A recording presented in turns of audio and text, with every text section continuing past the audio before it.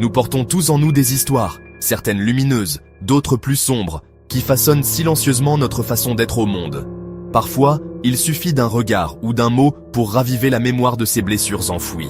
Certaines de ces histoires sont marquées par des blessures émotionnelles, souvent invisibles aux yeux des autres, mais bien présentes dans notre quotidien. Elles s'invitent dans nos pensées, influencent nos choix et colorent notre perception de nous-mêmes. Ces blessures sont comme des bagages invisibles qui nous ralentissent et érodent notre confiance. Elles pèsent sur nos épaules, même lorsque nous essayons de les ignorer, et nous empêchent parfois d'avancer librement vers nos rêves. Elles murmurent que nous ne sommes pas assez bons, que nous ne méritons pas d'être aimés ou de réussir, et nous finissons par croire ces mensonges, laissant le doute s'installer dans notre esprit. Pourtant, il est possible de s'en libérer et de retrouver une confiance solide. Ce n'est pas un chemin facile, mais chaque pas compte, chaque prise de conscience nous rapproche de la paix intérieure. Ce chemin demande du courage, mais il est aussi une aventure de reconquête de soi. Il s'agit d'oser regarder nos blessures en face, de les comprendre et de leur donner un nouveau sens. Apprendre à se regarder avec bienveillance, reconnaître sa valeur, c'est se donner le droit d'être heureux. C'est accepter que la vulnérabilité fait partie de la force et que chaque cicatrice raconte une histoire de survie. Nous allons explorer ensemble ce que sont les blessures émotionnelles et comment elles affectent notre confiance. Comprendre leur origine, c'est déjà commencer à s'en libérer et à ouvrir la porte à la guérison.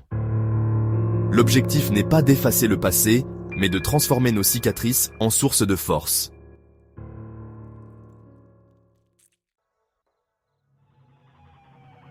Une blessure émotionnelle est une douleur psychologique profonde, causée par une expérience négative. Comme une coupure physique, si elle n'est pas soignée, elle laisse une cicatrice. Abandon, rejet, humiliation, trahison, injustice, ces blessures sont universelles. Elles ne sont pas des faiblesses, mais des réactions humaines à des situations difficiles. Enfants, nous sommes vulnérables. Une parole blessante ou une moquerie peut marquer durablement. À l'âge adulte, une rupture ou un échec peut réactiver ces blessures. Invisibles aux yeux des autres, elles influencent nos émotions et comportements. Parfois, elles nous poussent à éviter certaines situations ou à douter de nous-mêmes. Reconnaître et nommer sa blessure, c'est déjà commencer à la guérir. C'est un acte de bienveillance envers soi-même. Les blessures du passé s'invitent dans notre quotidien et dictent nos réactions. Souvent, sans même que nous en ayons conscience, elles influencent nos choix, nos relations et notre confiance en nous. Prenons l'exemple de Marc. Rejeté enfant, il n'ose pas s'exprimer au travail, craignant d'être jugé ou de ne pas être à la hauteur. Chaque réunion devient pour lui un défi, et il préfère se taire plutôt que de risquer une nouvelle blessure. Ce silence, pourtant, freine son évolution professionnelle et l'empêche de montrer ses véritables compétences. Sophie, elle, a été humiliée à l'adolescence. Depuis, elle refuse toute promotion impliquant de parler en public. La peur d'être exposée ou de revivre la honte la pousse à rester dans l'ombre, même si elle possède toutes les qualités pour réussir. Un entrepreneur, marqué par un échec cuisant, n'ose plus saisir de nouvelles opportunités. Il doute de ses capacités, se sent paralysé à l'idée de revivre la déception et préfère renoncer plutôt que de risquer un nouvel échec. Une personne trahie dans le passé reste méfiante, sabotant inconsciemment ses relations amoureuses. La peur d'être à nouveau blessé l'empêche de s'ouvrir pleinement à l'autre, créant une distance qui finit par fragiliser le couple. Ces blessures limitent nos ambitions, entretiennent la peur et nous empêchent d'avancer. Elles nous retiennent en arrière, comme des chaînes invisibles, et nous font douter de notre valeur ou de nos capacités à réussir. Mais, comprendre leur origine permet de reprendre le contrôle. En identifiant les moments clés de notre histoire, nous pouvons commencer à déconstruire ces mécanismes de défense et à retrouver notre liberté intérieure. Nos réactions d'aujourd'hui sont souvent l'écho d'une douleur ancienne, un réflexe de protection hérité du passé. Reconnaître ce lien, c'est déjà amorcer un changement. Identifier ce lien, c'est le premier pas vers la liberté. Cela ouvre la porte à la guérison et à la possibilité de vivre des expériences nouvelles, sans être prisonniers de nos peurs. Nous ne sommes pas condamnés à répéter le passé. Chacun peut choisir de briser le cycle et d'écrire une nouvelle histoire, plus en accord avec ses aspirations profondes. Il est possible de guérir et de s'ouvrir à de nouvelles expériences, de retrouver confiance en soi et en l'avenir, même après des blessures profondes. Nos blessures n'ont pas à définir notre avenir. En les comprenant et en les acceptant, nous pouvons avancer plus légers, prêts à saisir toutes les opportunités que la vie nous offre. La confiance en soi est la fondation de notre vie intérieure. Les blessures non guéries créent des fissures, sapant notre sentiment de valeur. Une blessure de rejet nous fait croire que nous ne méritons pas d'être aimés. Une blessure d'échec nous convainc que nous sommes incompétents. Ces croyances deviennent des vérités intérieures, limitant nos actions. Le dialogue intérieur se remplit de doutes et de critiques. Cette voix négative est l'écho de nos blessures passées. Guérir, c'est apprendre à remplacer cette voix par une parole bienveillante. C'est redevenir son propre allié. La confiance renaît quand on se libère de ces vieux schémas. Guérir de ces blessures demande un engagement actif. Ce n'est pas un chemin linéaire, mais un parcours personnel, unique à chacun. Il faut du courage pour regarder en soi, pour accepter de revisiter des souvenirs parfois douloureux, et pour décider de s'offrir une seconde chance.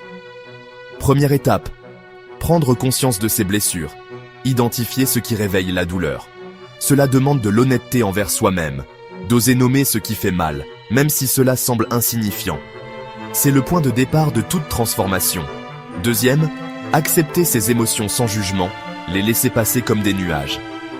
Accueillir la tristesse, la colère ou la peur, sans se blâmer, permet de libérer la pression intérieure. Se donner le droit de ressentir, c'est déjà avancer. Troisième, mettre des mots sur sa douleur, en parler ou écrire pour l'extérioriser. Partager son vécu, même à voix basse ou sur une page, aide à prendre du recul et à alléger le poids du passé. L'expression est une forme de libération. Quatrième, s'entourer de personnes bienveillantes, fuir les environnements toxiques. La présence d'amis sincères, de proches à l'écoute, offre un soutien précieux. Il est important de choisir des relations qui nourrissent et respectent votre cheminement. Cinquième, se fixer de petits défis pour reconstruire la confiance. Célébrer chaque victoire. Même les plus modestes progrès méritent d'être reconnus. Chaque pas, aussi discret soit-il, est une preuve de votre force intérieure. La guérison est un processus, pas un événement. Il y aura des hauts et des bas, des moments de doute, mais aussi des instants de clarté et d'espoir. Avancer, c'est accepter que le chemin soit parfois sinueux. Chaque étape franchie est une victoire sur le passé. Même les plus petits progrès sont des signes de résilience. Prenez le temps de reconnaître vos efforts, car ils sont la preuve de votre capacité à évoluer. Osez demander de l'aide. La force réside aussi dans le partage. S'ouvrir à l'autre, accepter le soutien, c'est faire preuve de maturité et de sagesse. Personne ne guérit seul, et il n'y a aucune honte à tendre la main. La confiance se reconstruit par l'action, même minime. Chaque initiative, chaque projet, même modeste, contribue à renforcer l'estime de soi. Osez sortir de votre zone de confort, un petit pas à la fois. Un simple bonjour, un projet facile, chaque pas compte. Ce sont ces gestes du quotidien qui, accumulés, bâtissent une nouvelle confiance. Ne sous-estimez jamais la puissance des petites actions répétées. Petit à petit, la zone de confort s'élargit. Ce qui semblait impossible hier devient accessible aujourd'hui. L'audace grandit à mesure que l'on avance, et chaque expérience nourrit la suivante. La bienveillance envers soi-même est essentielle à chaque étape. Se pardonner ses faiblesses, s'encourager dans les moments difficiles, c'est se donner la chance de guérir en profondeur. Soyez votre meilleur allié. Prendre soin de soi, c'est aussi reconnaître sa valeur et s'offrir des moments de douceur. Ces instants de réconfort sont nécessaires pour se reconstruire. Il n'y a pas de progrès sans indulgence. Acceptez vos erreurs comme des étapes d'apprentissage, et non comme des échecs. La patience envers soi-même est la clé d'une évolution durable. Avancez à votre rythme, sans pression. Il n'existe pas de calendrier universel pour la guérison. L'important est de rester fidèle à soi-même et d'écouter ses besoins. Le chemin vers la confiance commence aujourd'hui. Chaque matin est une nouvelle opportunité de progresser, de s'aimer un peu plus et de croire en un avenir apaisé. La confiance se cultive chaque jour, comme une habitude. Intégrez la prise de conscience et l'acceptation dans votre routine. Chaque soir, faites le point sur vos émotions et reliez-les à vos blessures. Pratiquez la bienveillance envers vous-même, même dans les moments difficiles. La pleine conscience émotionnelle transforme votre relation à vous-même. Parlez-vous avec douceur, encouragez-vous devant le miroir. Entourez-vous de messages positifs et de personnes inspirantes. Nourrissez votre esprit de pensées constructives. Chaque petit geste compte pour renforcer la confiance. Soyez patient, la régularité crée le changement durable. Le chemin de la guérison est parfois sinueux, mais chaque pas compte. Votre passé ne définit pas votre avenir. Vous êtes bien plus que vos blessures. La résilience est en vous, prête à s'exprimer. Croyez en votre capacité à changer et à progresser. Nourrissez ce désir de guérison par de petites actions bienveillantes. Vous êtes le capitaine de votre vie.